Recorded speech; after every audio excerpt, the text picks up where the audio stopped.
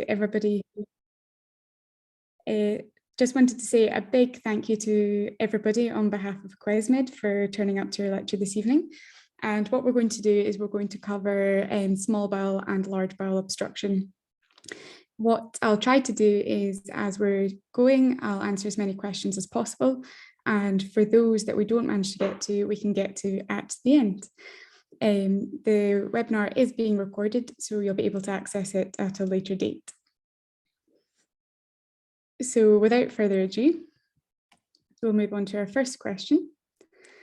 A 72-year-old lady presents with a 2-day history of profuse vomiting and colicky abdominal pain. Today it's become feculent and she's not been able to pass stool or flatus. Her past medical history includes hypertension, 3 previous cesarean sections, and a lifestyle conjectomy for an ectopic pregnancy. She's on irbesartan but no other medications. On examination, she is tachycardic but afebrile. Her mucous membranes look dry and her abdomen is distended with hyperactive tinkling bowel sounds. What is the most likely diagnosis?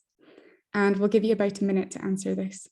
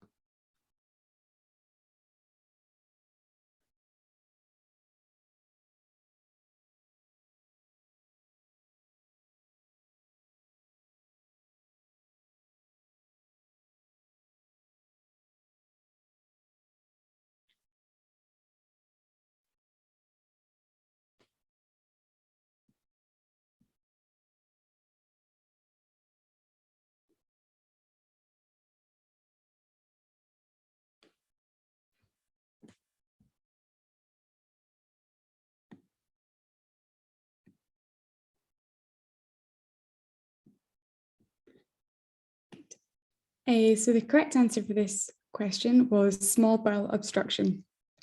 So small bowel obstruction accounts for 80% of mechanical intestinal obstruction, and the remaining 20% result from large bowel obstruction. And it's important to remember that the mortality rate for all bowel obstruction is around 5%. Small bowel obstruction will typically present with the vomiting before the constipation, and that is because your obstruction is higher up. And adhesions are the most common cause of small bowel obstruction. The patient in this question has had 3 previous cesarean sections and she presents with profuse vomiting, which makes small bowel obstruction the most likely answer.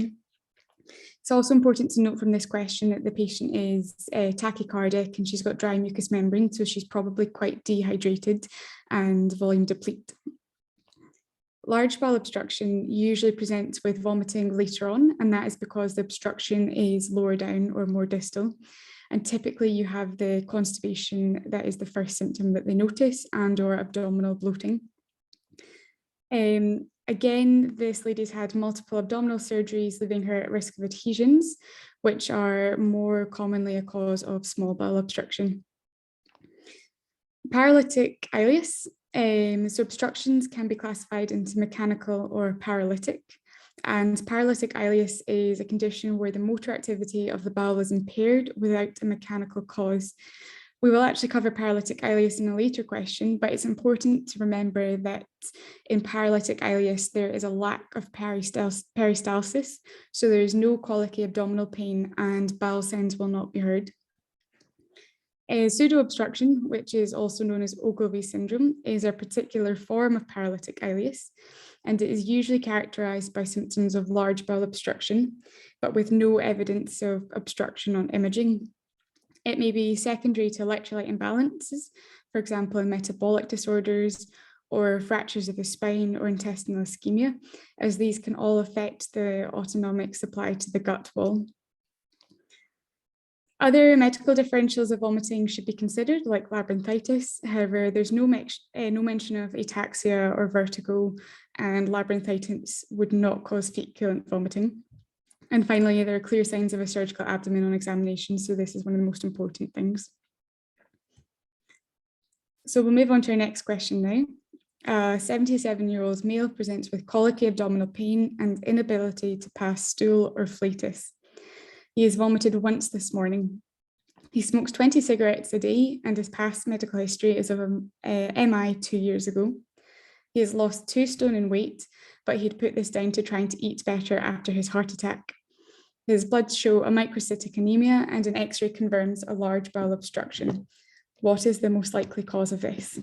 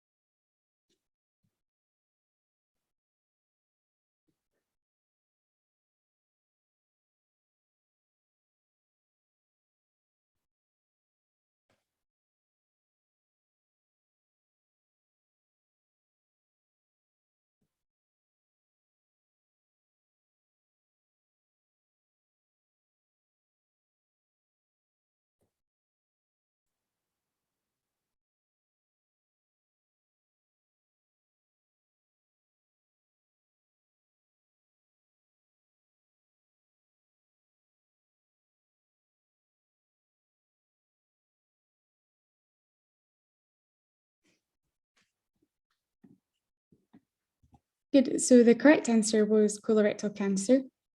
As we discussed earlier, a large bowel obstruction typically presents with absolute constipation, and then the vomiting occurs much later. Up to 60% of large bowel obstructions are secondary to malignancy. And this patient has a considerable smoking history, a history of weight loss, and a microcytic anemia on his bloods, which all point towards a diagnosis of colorectal cancer. Diverticular strictures may result in bowel obstruction. However, the history in this scenario is much more in keeping with a diagnosis of colorectal cancer. Diverticular complications are a less common cause of bowel obstruction and account for only 20% of cases of bowel obstruction.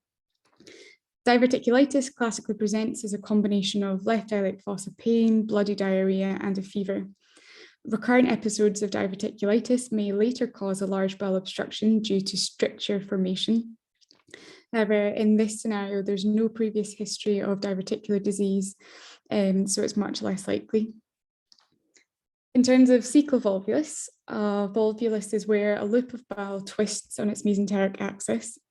It's a less common cause of bowel obstruction and accounts for only 5% of cases. Peritonitis may develop later as occlusion of the mesenteric vessels leads to bowel necrosis and gangrene. Sigmoid volvulus is more common than cecal volvulus and accounts for approximately 75% of all cases of volvulus, and it's 4 times more common in men than women. Although volvulus is a cause of bowel obstruction, it would not explain the systemic features of this patient's weight loss and anemia. A strangulated hernia would be a more likely cause of small bowel obstruction, which is not the case here. And again, it would not explain the systemic features of weight loss and anemia. Adhesions are the most common cause of small bowel obstruction, which is not the case here. And the most common cause of adhesions would be previous abdominal surgery. And again, there's no mention of this. It also wouldn't explain the systemic features. So in terms of the most common causes of bowel obstruction, when you're thinking about small bowel obstruction, your most common cause is adhesions. So it's really important to clarify if your patient has ever had any history of abdominal surgery. And the risk of adhesion formation is greater with open abdominal surgery compared with laparoscopic abdominal surgery. Obstructed or incarcerated hernias could also cause a small bowel obstruction. And you'd also want to consider inflammatory bowel disease, for example, Crohn's strictures. When we're thinking about large bowel obstruction, we want to think about malignancies. So for example, colorectal cancers. Like we discussed previously, diverticular disease. So if a patient has lots of episodes of diverticulitis, they may then develop a stricture, which could cause a large bowel obstruction. And in your more elderly comorbid patients, you want to think about volvulus as well. It's really important when you're studying, but also for practice, to try and classify all your different causes of bowel obstruction. And essentially, these can be divided into causes outside of the bowel wall itself, and inside the bowel wall. So when you're thinking about extramural causes of bowel obstruction, you want to think about adhesions, so previous surgeries and bands. You want to consider strangulated hernias, volvulus, cancers, or even congenital causes, which we will discuss. Causes of bowel obstruction relating to the bowel wall itself include infective causes like diverticulitis, inflammatory causes like inflammatory bowel disease and Crohn's strictures, paralytic ileus, drugs, primary colorectal cancer, metastatic cancers, and congenital conditions. And in terms of causes of bowel obstruction that occur within the bowel lumen, you want to think about gallstone ileus, impacted feces, foreign bodies, parasites, or again, other congenital conditions like intussusception. Now we move on to our next question. A 59-year-old female presents with abdominal pain, worst in the left iliac fossa, and absolute constipation. Her past medical history includes hypertension, diabetes, and recurrent diverticular disease.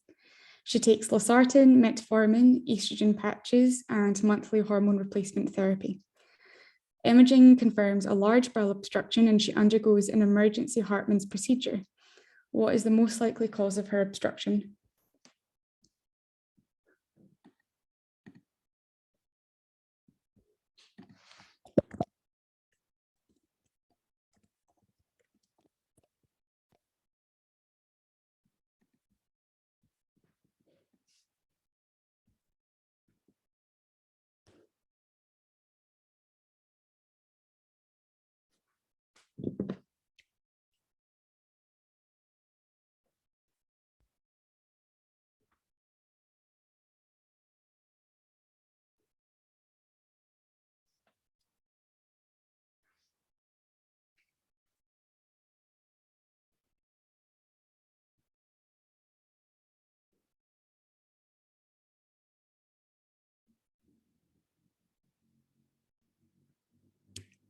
Good.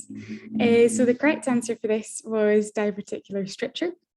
And like we discussed earlier, diverticular disease accounts for approximately 20% of large bowel obstruction. So this lady has a history of recurrent episodes of diverticulitis, which have increased her risk of developing a stricture. Again, the history of pain in the left iliac fossa is in keeping with this diagnosis. It's really important to remember that a Hartmann's procedure is essentially a sigmoid colectomy with the formation of an endostoma. And this would be the treatment of choice for sigmoid obstruction or perforation and would be appropriate for this patient. When we're thinking about terminal ileal strictures, Crohn's disease in particular usually affects the terminal ileum and can lead to a stricture. However, this patient's past medical history of diverticular disease, and she does not have a past medical history of Crohn's disease. Small bowel obstruction is associated with Crohn's disease rather than large bowel obstruction. And small bowel resection is typically the surgical management of choice in Crohn's disease rather than a Hartmann's procedure. When we're thinking about an incarcerated femoral hernia, a strangulated or incarcerated hernia is a more likely cause of a small bowel obstruction, which is not the case here. It's also more typical in a more elderly patient, and a Hartmann's procedure would not be the appropriate surgery. Non-GI cancers might cause bowel obstruction by extrinsic compression of the GI tract. However, unopposed estrogen increases the risk of endometrial hyperplasia and cancers, not ovarian cancers. This patient is also on a cyclical progesterone in tandem to mitigate the risk of this. A mesenteric embolus can infarct a segment of bowel and cause an obstruction without occlusion of the lumen. However, it more commonly presents with a sudden evacuation of the bowels that may contain blood, and the patient may also develop new onset atrial fibrillation. Mesenteric infarction is typically treated with fluid resuscitation, and surgically the patient might require an immediate laparotomy and resection of the clearly infarcted segments. For patients who undergo an emergency laparotomy, they will commonly undergo a relook laparotomy within the next 24 to 48 hours. So again, a Hartmann's procedure would not be the appropriate choice. So intestinal obstruction can be mechanical or it can be paralytic. Mechanical obstruction presents with colicky abdominal pain, and this is caused by the increased peristalsis against the obstructing lesion. Paralytic obstruction is aperistaltic and is not painful, and you will not hear bowel sounds. There is, however, some overlap because mechanical obstruction can progress to paralytic obstruction. It's important to think about the age of the patient when considering the possible differential outcomes. When you have a neonate, you want to consider congenital atresia or stenosis. This is one of the most common causes of bowel obstruction in the newborn and can occur at any point in the GI tract. For patients with congenital atresia or stenosis, they usually have very good outcomes following surgery. It's important to remember things like imperforate anus in the neonates. And again, this is a congenital defect in which the opening to the anus is either missing or blocked. And the patient will not be able to pass feces per rectum until the surgery is performed. Volvulus neonatorum is due to a defect of normal rotation of the bowel, where the cecum remains high. And there may also be congenital banding around the duodenum, which can obstruct the duodenum. Hirschsprung's disease is characterized by an absence of nerve cells in parts of the large intestine. And this absence of ganglion cells means that normal peristalsis does not happen. Patients can develop constipation or partial or even total bowel obstruction. And treatment involves surgery to remove the abnormal parts of the colon that lack the normal nerve development. And finally, the other condition to be aware of in neonates is meconium ileus, and this is seen in up to 20% of patients with cystic fibrosis. In meconium ileus, the meconium is abnormally thick and essentially obstructs the bowel lumen, and it's usually at the level of the terminal ileum. Management can either be operative or non-operative. When thinking about causes of bowel obstruction in infants, you want to consider intussusception. And this is where the bowel telescopes on itself.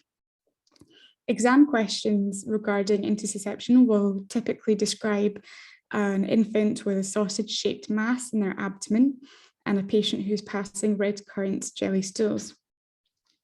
If the child is well, you can treat intussusception with insufflation of the bowel, so for example, by scope.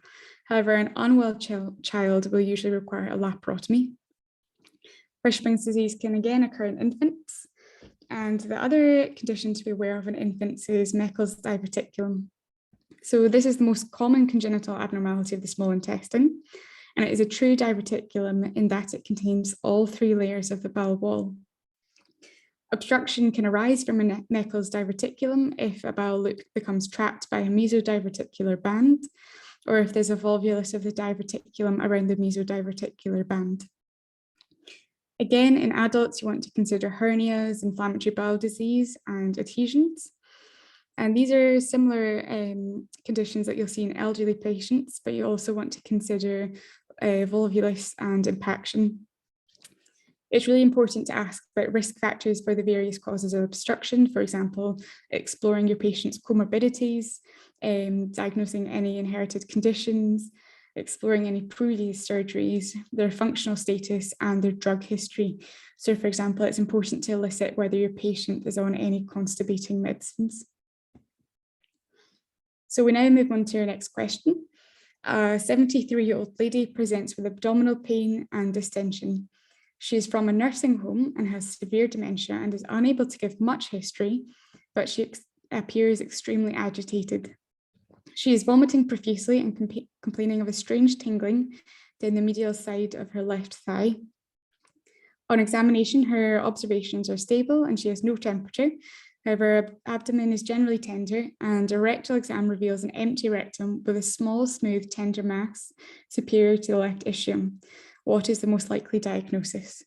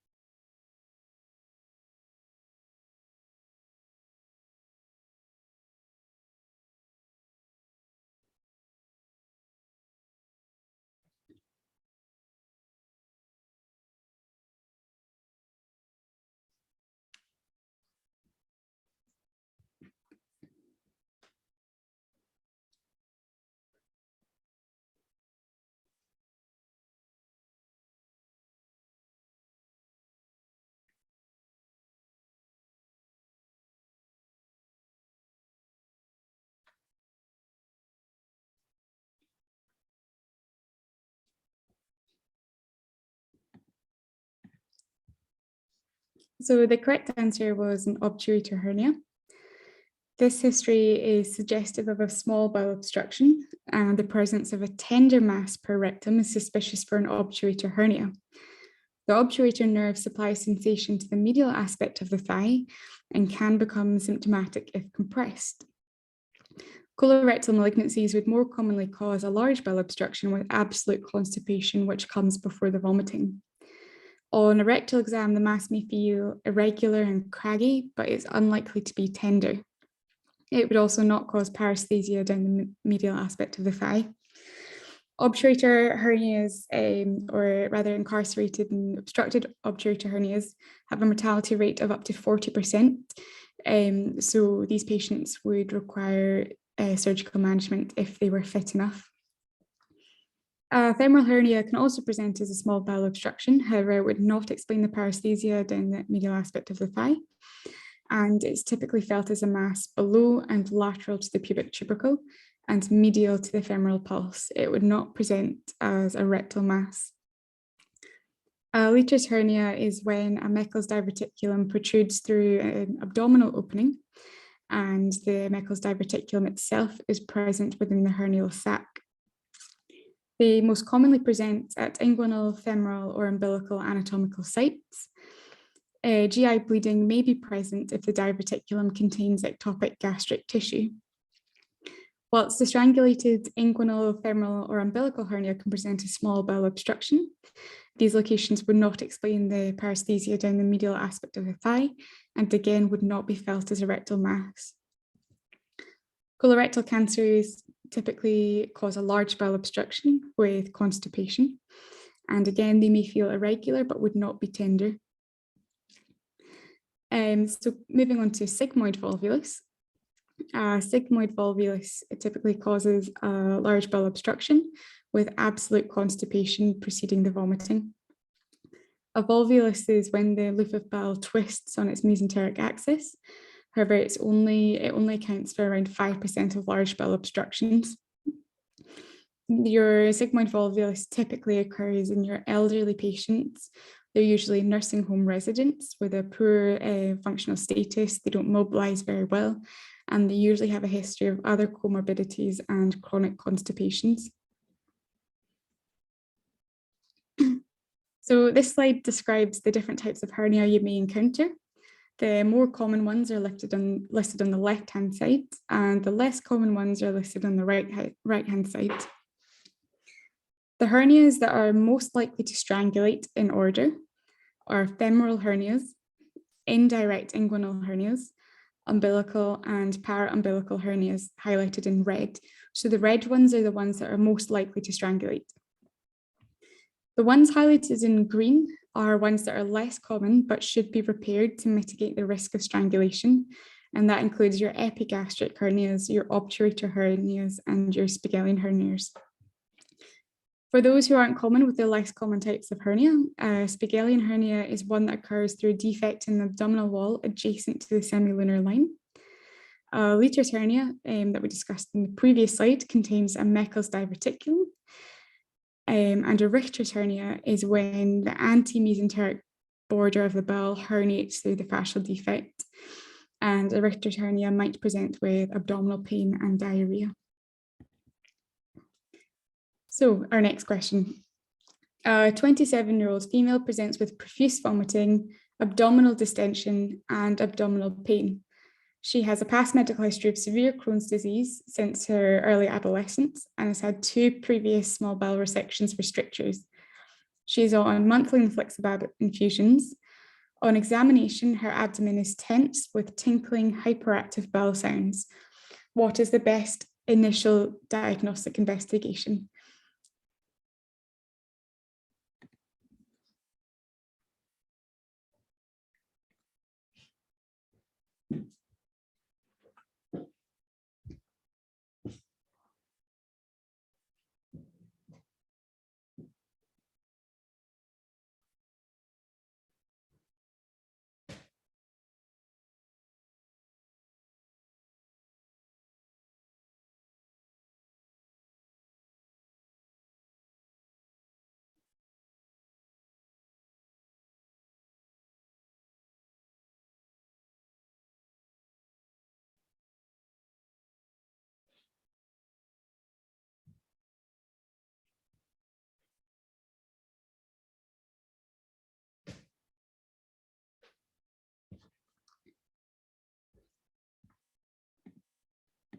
Good.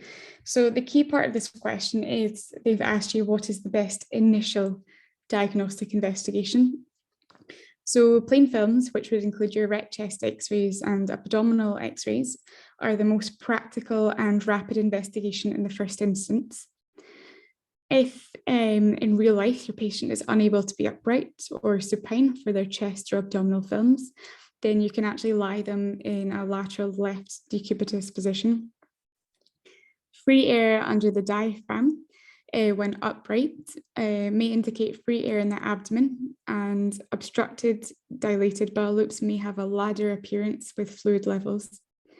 Plain films are a useful first-line investigation which may confirm the diagnosis, but the patient will usually need to undergo a CT afterwards for surgical planning if they're stable enough. So a patient would normally go a CT abdomen pelvis with contrast afterwards. A CT is both sensitive and specific and can provide further information on the site and etiology of obstruction. However, the question asks for the best initial investigation. Bowel obstruction is a risk factor for a patient developing an AKI, so it's important to remember this before giving contrast. And it's usually worth giving these patients IV fluids before their CT scans. Laboratory investigations are useful but not diagnostic, and things to look out for in bowel obstruction include electrolyte imbalance and impaired renal function, and this is caused by fluid shift and third spacing. A blood gas might show a metabolic acidosis in ischemia or infarction, and a blood gas is also a very quick way to assess renal function and electrolytes. For example, you might see a hypokalemia if your patient has been vomiting. An MRI is generally not used in the acute setting unless it's in children and it's used to avoid ionizing radiation. MRI is more useful to look at specific tissues in detail and is commonly used in the outpatient setting. For example, it's very useful for rectal cancer staging. A contrast enema is useful in acute pseudo-obstruction as it may be diagnostic in addition to therapeutic. However, again, we're just looking for the best initial diagnostic investigation. So bowel obstruction is common. As a junior doctor, you'd be expected to clerk these patients and manage these patients within reason. It's important to take a full history and clarify the duration and order of symptoms. It's important to clarify other comorbidities, previous surgeries, and drug history. And it's also important to perform a thorough examination and to exclude any signs of peritonism. Bedside tests could involve an ECG, so you want to exclude cardiac causes of abdominal pain. You want to ensure that there's no arrhythmia from electrolyte imbalance, and an ECG is also required for pre-op planning. You might see a tachycardia on your ECG if the patient is dehydrated or volume deplete. Again, you can get an erect chest x-ray to look for any free air under the diaphragm, and you can also get an ABG or a VBG for reasons described before. Your patient is going to need a full set of bloods. So you want a full blood count and a CRP, specifically looking for the inflammatory response. You also want to check your hemoglobin pre-op. It's useful to get a set of LFTs. You want to get an amylase to exclude pancreatitis as the cause of abdominal pain and vomiting. And your patient will also need a coagulation screen and a group and save should they need to go to theatre. Special imaging. So your simple imaging is your erect chest x-ray and your abdo film. And then special imaging would consider your CT abdomen with pelvis to identify the site and cause of obstruction. And generally speaking, if your patient is stable enough to go to CT, you'd need a CT for surgical planning. Other special imaging tests you can use include contrast enema. So that is when you give the patient oral contrast and you can see how far that progresses through the bowels. In cases of contrast enemas, it can also be therapeutic and can help to relieve some obstructions. An abdominal ultrasound can be useful if the patient has a contrast allergy. And again, you can use an MRI in an outpatient setting. So for example, those with inflammatory bowel disease who come in for an outpatient MRI or in pediatrics. Radiopedia is quite a useful resource for explaining the use of radiological investigations in bowel obstruction. So you might have heard of the 369 rule, and it's limits for your bowel lumen diameter. So generally speaking, the small bowel should not have a diameter of greater than 3 centimeters. The cecum should not have a diameter greater than 9 centimeters, and the large bowel should not have a diameter greater than 6 centimeters. If you have a bowel lumen diameter that is greater than any of those 3 measurements, then this would be suggestive of bowel obstruction and subsequent dilatation. When you're looking at your small bowel, you have your valvulae coniventes, which traverse the entire diameter of the lumen, whereas the large bowel has haustra, which only traverse part of the way. So if you're trying to think of a way to remember this, you could remember it as halfway haustra, and that's what you'd see in large bowel. So somebody asked about the radiological signs in bowel obstruction. First things first, when you're looking at abdominal film, the small bowel tends to be located centrally, and the large bowel tends to be located at the periphery of your abdominal film. The psoas sign is a fairly non-specific finding on an abdominal film. However, in a normal abdo film, you can normally see both edges of the psoas muscle, and in the acute abdomen, you may see loss of the psoas shadow. Wriggler sign, also known as the double wall sign, is a sign of pneumoperitoneum, and it's seen on an abdo X-ray, and it occurs when gas is outlining both sides of the bowel wall. It may be a result of perforation, but it's really important to remember that you would also see this if your patient has just had surgery or recent instrumentation. In small bowel obstruction, you'd normally see dilated loops of small bowel proximal to the obstruction. And again, they're going to be predominantly essential dilated loops of bowel. You might also see gas within the small bowel if the patient is vomiting. However, you would see, or you may see a gasless abdomen if the loops are completely filled by fluid.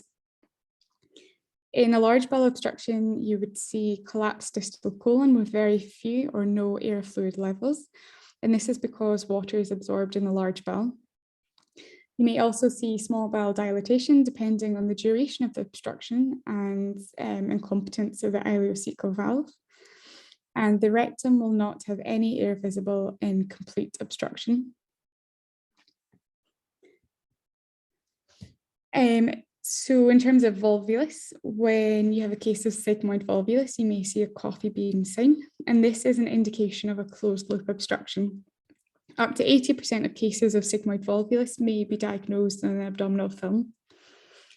Acecal volvulus is when the cecum twists around its mesentery, and on an abdofilm, you'll see marked distension of a loop of large bowel extending from the right lower quadrant to the epigastrium, or even up towards the left upper quadrant. If you're struggling to differentiate between sigmoid volvulus and acecal volvulus on an abdofilm, then have a look at the gas fluid levels. So with a acecal volvulus, you'll only have around 1 gas fluid level, whereas a sigmoid volvulus will have several. The whirl sign might be seen on CT, and this reflects the rotation of the bowel loops around a fixed point, and you'd see this in closed loop obstruction. So in summary, when you're comparing small bowel obstruction and large bowel obstruction, in small bowel obstruction, the vomiting comes before the constipation, and the majority of your cases are due to adhesions. On an abdofilm, you're looking for a small bowel that's more than 3 centimeters in diameter, and you have your valvulae coniventes, which traverse the entire lumen of the bowel. In a large bowel obstruction, you typically have the constipation first, and the majority of cases are due to malignancies. The size of your bowel wall, the size of your bowel lumen on your X-ray will be greater than 6 centimeters if you have an obstruction in your large colon, or greater than 9 centimeters if there's an obstruction in the cecum. And you have your halfway haustra, so your haustra only traverse part of the bowel lumen. So we'll move on to our next question. A 6 to 8-year-old gentleman presents with abdominal tenderness, vomiting, and inability to pass stool or flatus. He reports that he has had altered bowel habits for the last 3 months and occasionally sees blood mixed in with his stool. He smokes 40 cigarettes a day and has a diet with minimal amounts of fibre. CT with contrast shows an obstructing malignancy in the ascending colon. What is the appropriate management?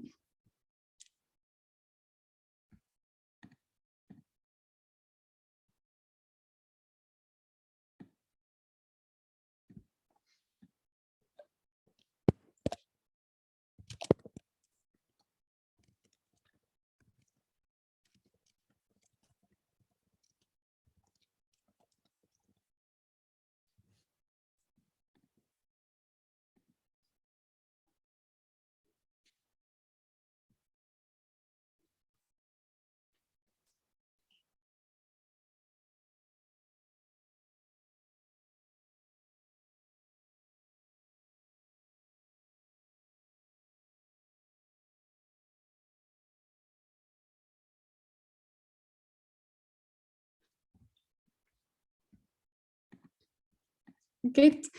So the majority of people got this answer correct. The correct answer was right hemicolectomy. So a right hemicolectomy can be performed for a cancer in the ascending colon. A laparoscopic approach may be performed in the elective setting. However, a laparotomy would usually be required for a patient who is acutely unwell. Primary anastomosis may be attempted because an anastomosis between two ends of the colon is much lower risk for an anastomotic leak compared with an anastomosis performed more distally. So for example, colorectal anastomosis carries a much higher risk of an anastomotic leak. This patient has had a CT, which will provide the appropriate surgical planning. And post-operatively, he may undergo further staging, for example, with a PET scan. When we think about palliative chemotherapy, this is typically offered to patients who aren't fit enough to undergo surgery, or if their cancer is particularly advanced. This patient has a large bowel obstruction, which has the potential to perforate. So the obstruction should be managed in the first instance, and they should have a right-sided hemicolectomy. A loop colostomy can be used to create a temporary stoma to divert feces away from an area of intestine that has been blocked due to cancer. And it's typically used for patients with rectal cancer whilst they undergo staging investigations. Essentially, it could be used for cancers that occur below the peritoneum. High anterior resection is a surgical treatment option for obstructing distal sigmoid or upper rectal cancers, but would not be appropriate for a right-sided cancer. Colonic stents can be placed into any part of the intestine. However, they're usually preferred in left-sided colonic obstructions. And that is because right-sided colonic stents are technically more challenging and they carry a higher risk of perforation as the bowel wall is thinner. Colonic stent insertion can be used to relieve obstruction. It could be used in patients who undergo chemotherapy before surgery or in patients who are not suitable for major surgery. This patient is fairly young, has little to no past medical history, and has a right-sided cancer, so he should be offered a right hemicolectomy if he is fit enough to undergo it. So next question. An 86-year-old lady presents with sudden onset abdominal pain and absolute constipation. On examination, her abdomen is distended asymmetrically, worse in the right lower quadrant and epigastrium. Palpation of this area is particularly tender. A venous blood gas shows a metabolic acidosis with a high lactate, and a CT with contrast shows a cecal volvulus with a 13 centimeter cecal diameter. What is the most appropriate definitive treatment?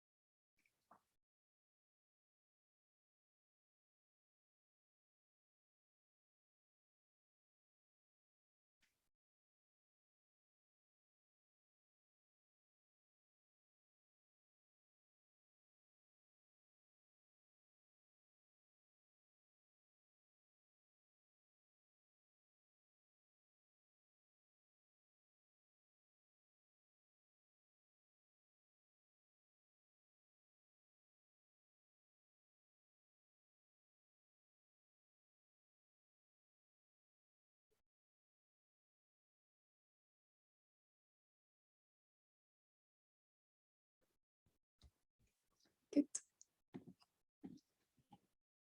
So the correct answer was a laparotomy and ileocecal resection.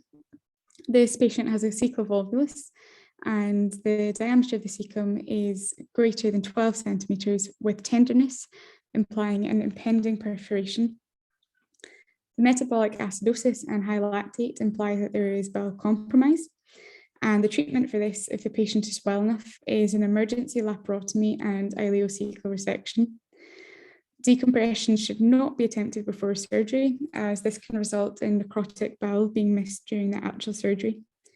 Risks for cecal volvulus include congenital malformations, older age, poor mobility, chronic constipation, and comorbidities.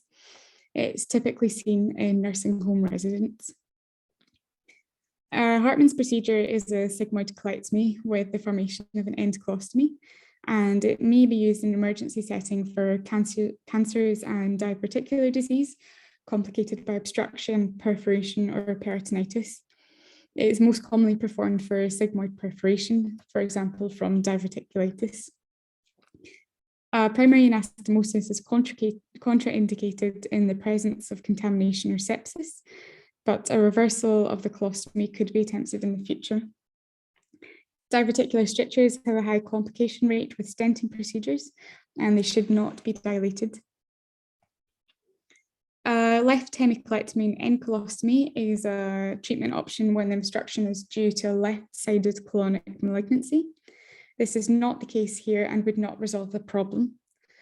Other options for left-sided cancers would include a left hemicolectomy with primary anastomosis, colonic stent insertion, or a subtotal colectomy and anastomosis. Colonoscopy and decompression would be the treatment for acute pseudo-obstruction if conservative methods, such as correcting metabolic abnormalities, have been unsuccessful. This is not a pseudo-obstruction, as a clear mechanical cause of the obstruction has been identified. And again, a right hemicolectomy may be performed for right-sided colonic cancers.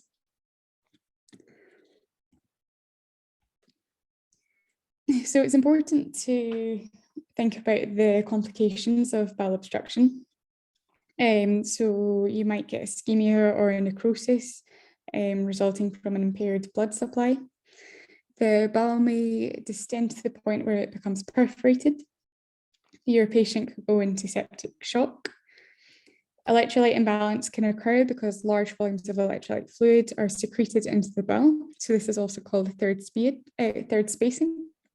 And your patient might develop an AKI due to the third spacing and hypovolemia.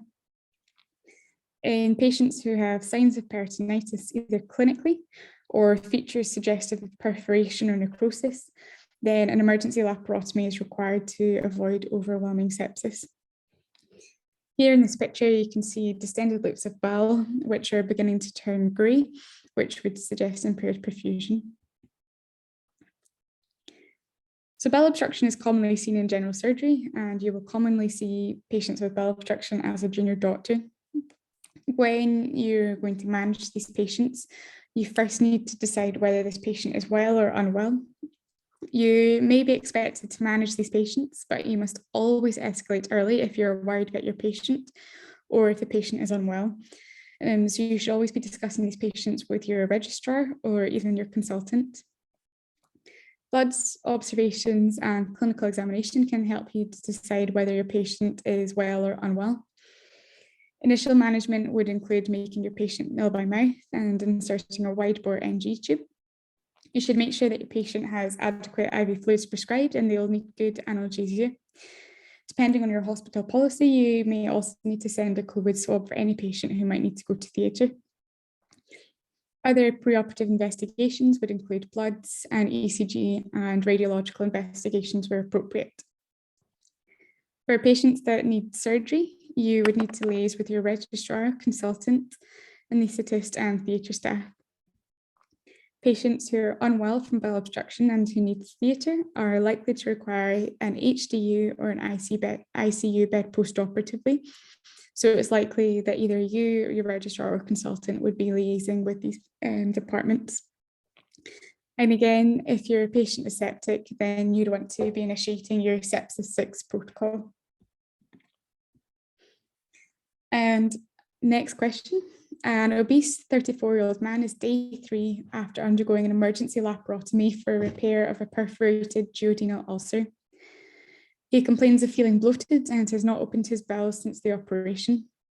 Despite Oromorph and paracetamol, he states that he's not been able to mobilize much owing to discomfort. Prior to the operation, he was physically fit and well.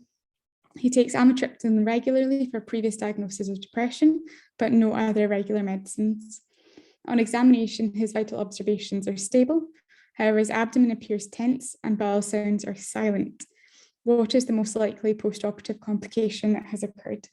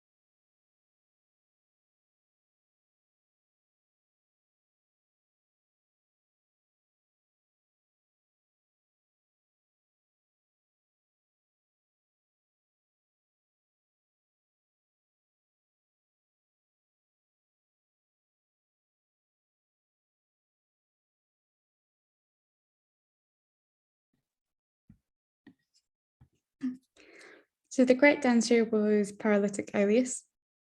Obstructions can be classified into mechanical or paralytic.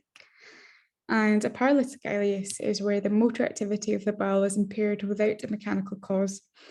The presentation is similar, however, bowel sounds will not be heard in paralytic ileus because there's no peristalsis. Similarly, the patients will generally not present with colicky abdominal pain because, again, there's no peristalsis.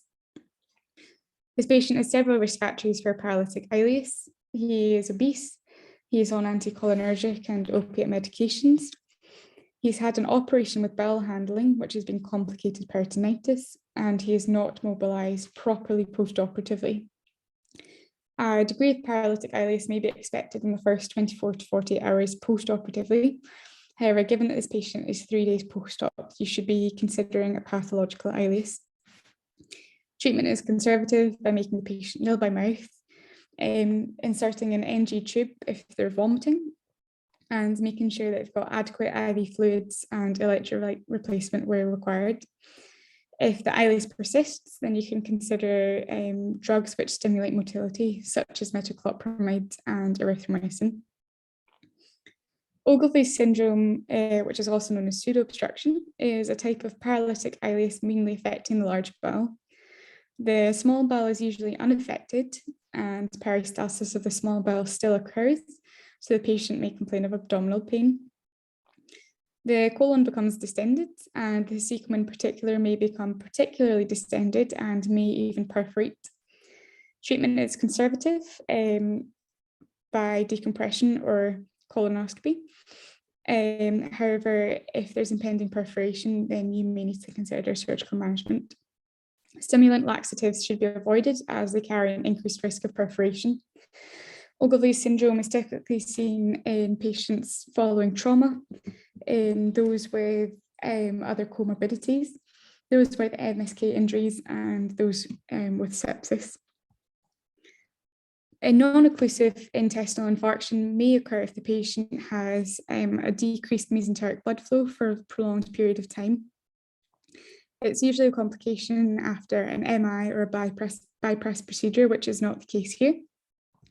Additionally, infarction of the bowel usually presents with a forceful bloody stool movement, and the patient may develop new onset atrial fibrillation. The abdomen would be diffusely tender and rigid from the reduced blood supply, and they'd be really sore from the impending or even possible perforation of the infarcted segment, which is not the clinical picture here. Constipation may occur with reduced mobility and opiate medications, particularly if the oral intake is decreased. However, peristalsis still occurs with simple constipation, and the distension and absence of bowel sounds is what should make you more suspicious of a paralytic ileus. Adhesion obstruction is the most common cause of a small bowel obstruction. However, it's a much later complication of surgery. This patient had a virgin abdomen prior to the episode and he's only on day 3 post-op, so it's highly unlikely that adhesions have formed in those 3 days. An intra-abdominal abscess can cause an ileus, however, it usually presents later than day 3, and the patient may have additional features of septic shock. In this case, the patient is afebrile and hemodynamically stable. So when you're thinking about your post-op complications, common complications include bleeding, infections, so chest infections, urine infections, skin infections, or wound infections, anastomotic leak, abscess formation, acute kidney injury or an electrolyte imbalance, ileus, PE, and DVT. There is a variety of risk factors for post-op complications, and you can classify them into preoperative or patient factors, perioperative factors, or post-operative factors. Preoperative factors include things like, is your patient a smoker? Are they older? Are they obese? Are they malnourished? You also want to think about their quality of skin. So have they ever used steroids? Have they ever had radiotherapy? Have they got any other skin disorders? You want to consider the past medical history of your patients and again, whether they're immunosuppressed. Perioperative risk factors. So when you're performing your surgery, you might have a contaminated abdomen. So for example, if something is perforated, you also want to consider the technique of the surgeon. And again, emergency surgeries carry a higher risk of post-operative complications than elective surgeries. And you also want to think about the duration of the operation and the duration of bowel handling. So a laparotomy with extensive bowel handling carries a much higher risk of developing an ileus compared to laparoscopic operation with minimal bowel handling. And again, post-operative factors you want to consider: infection, electrolyte imbalances. You want to make sure that your patient is getting good analgesia. If they're not getting good analgesia, they're unlikely to mobilize well and they're unlikely to breathe well. You also want to consider the medications that they're on and immobilization. So our next question, a 2-year-old boy presents with abdominal pain, bilious vomiting, and rectal bleeding. On examination, his abdomen appears distended and is tended to palpation west in the midline and right iliac fossa. An abdominal ultrasound shows a small fluid-filled pouch off the distal small intestine. What is the most likely diagnosis?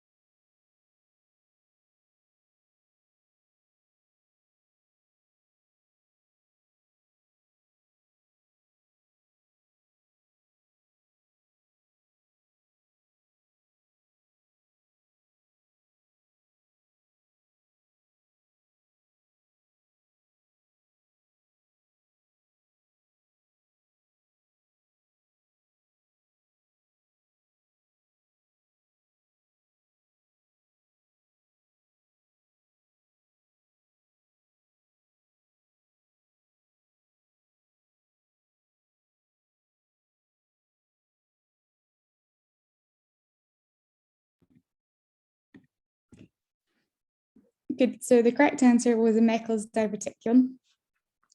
Meckel's diverticulum is the most common congenital abnormality of the GI tract, and it occurs due to a remnant of the vitellointestinal duct of the embryo.